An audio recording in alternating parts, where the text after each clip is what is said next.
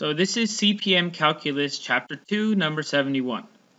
So here we're given a function f of x. It's defined to be x minus 3 over x plus 5.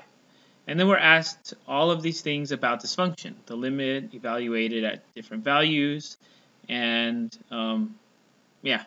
questions.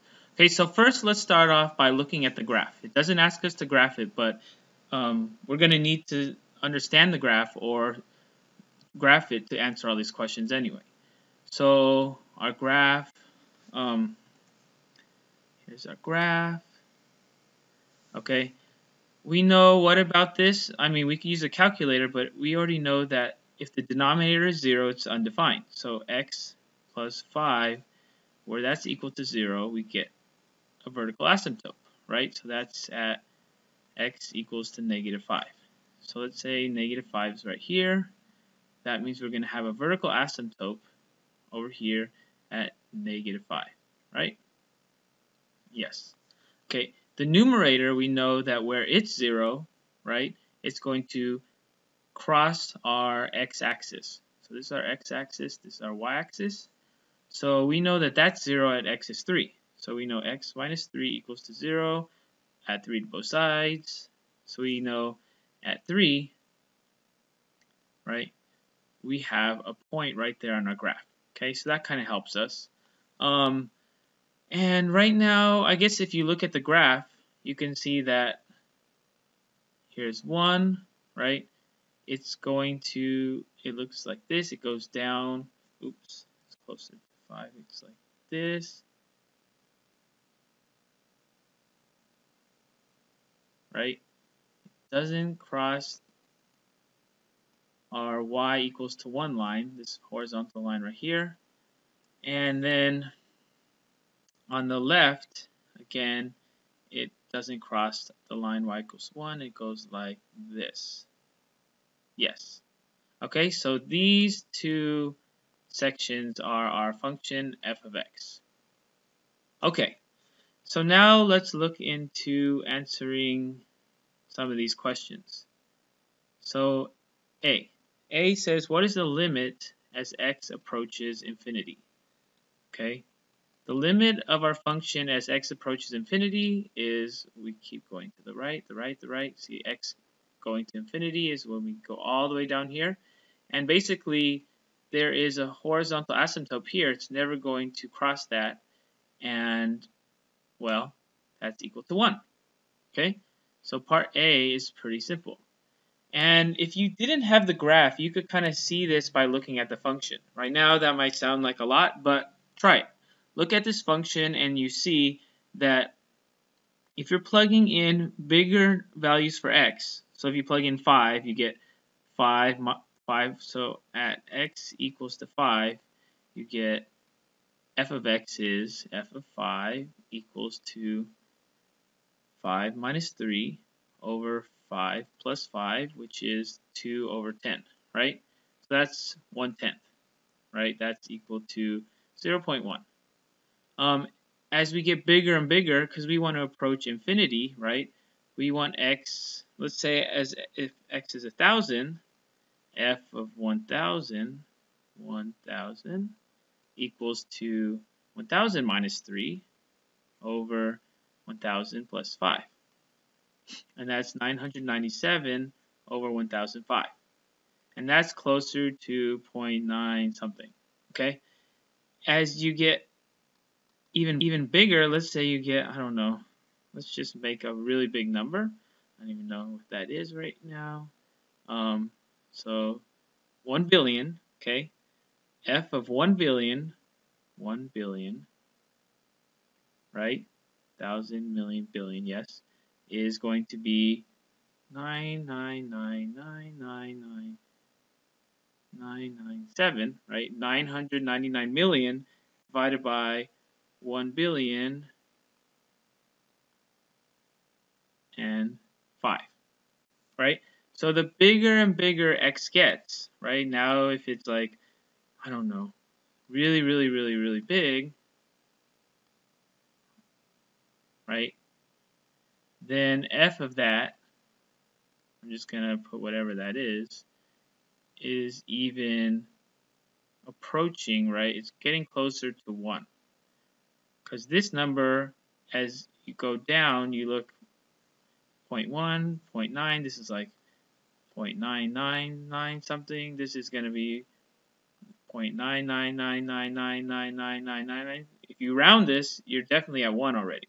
So you're going to see algebraically that the limit as x approaches infinity is 1. Okay, so now let's go on to part B. Let me just get a new layer and erase part A. Oops. Okay, so now we're at part B. And let's say they're asking what's the limit as x approaches negative infinity of our function. Well, negative infinity, it's also going to be 1, okay? And you can see that graphically, or you could think, well, if you have a really big negative number, right, and you minus 3, it's going to still be a really big negative number. If you have a really big negative number and you add 5, it's going to be really close. They're going to be really, really close to each other the bigger they get, right? The bigger negative they get, okay? So you're still going to approach 1. Okay, so part C asks what's the limit as x approaches to negative 5. So as we approach negative 5, so again, here's negative 5. As we approach it from the left, we're going up to infinity, right? As we approach it from the right, we approach negative 5 from the right, we go to negative infinity.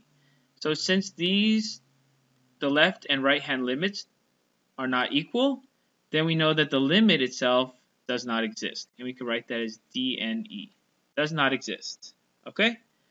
So let's go on to part D. Oh, for D, I'm going to clear the screen. Let's do it like this. Okay, D.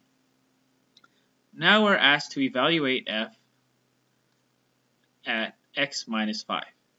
So for this, we just plug in x minus 5 into the place of x and simplify. So x minus 5 minus 3 over x minus 5 plus 5. Simplify that, we get x minus 8 over x. Okay, and that is our answer for part D. And let's move on to part E. F of 2m plus 3. So we're looking at f of x with the input of 2m plus 3. So instead of x, we write 2m plus 3, right? And then we subtract 3 over 2m plus 3, and then we add 5. Okay, so that's equal to 2m divided by 2m plus 8. Okay, now we see that, we think we're done because we can't really simplify that, but you see all of these are divisible by 2, right? So what we could do is, one way to think about this is we factor 2 out of everything in the denominator, so we're left with m plus 4, right? We're just factoring out a 2, and then we're left with this. Now that we have 2m divided by 2 times m plus 4, these two cancel out, and we're left with m divided by m plus 4. Okay, you might have been able to see that immediately and just been able to write it like this, or you want to factor it out and cancel these terms. Okay, either way, our answer is m divided by m plus 4. Okay, so part F. Okay, and you might think like, oh, these are boring practices, but this is really helpful for what we're going to get into soon. So f of x plus h. So that's going to be, now we're just going, instead of x, we write x plus h minus 3 over x plus h plus 5, right? And can we simplify that? Can we factor any term out? No, we cannot. So we're done. Okay? So all we're doing is practicing putting different arguments, different inputs into our function of x. Okay? And G. Oh, this was part F, and I just wrote it wrong. Okay, for parts A and B, explain the significance graphically. So explain the graphical significance of x of limit as x approaches infinity of f of x, and limit as x approaches infinity of negative infinity of f of x. Okay? So here we're asked to explain the graphical significance. Well, the big significance is that if these are, which they are constant values, it's not infinity or negative infinity or does not exist. It is 1, right? And this one is 1. Because this is a constant value here, right? This is a constant. We know that there's going to be a horizontal asymptote, right? So on the left here we have a horizontal asymptote, okay, at y equals to 1, right? The significance there is that here again we have a horizontal asymptote at y equals to 1, right, on the right, right? So we have horizontal asymptotes at our end behavior. So going to positive infinity and negative infinity when we're looking at the limits, this is looking at like the end behavior of our function.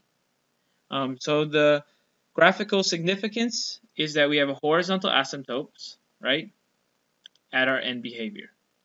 So that's for part A and B. That's why it's important to always look at the end behavior, because it can tell you things like horizontal asymptotes and just about how the function behaves. Like if you plug in really, really big values of x or really, really big negative values of x. Okay, so this ends CPM Calculus Chapter 2, number 71.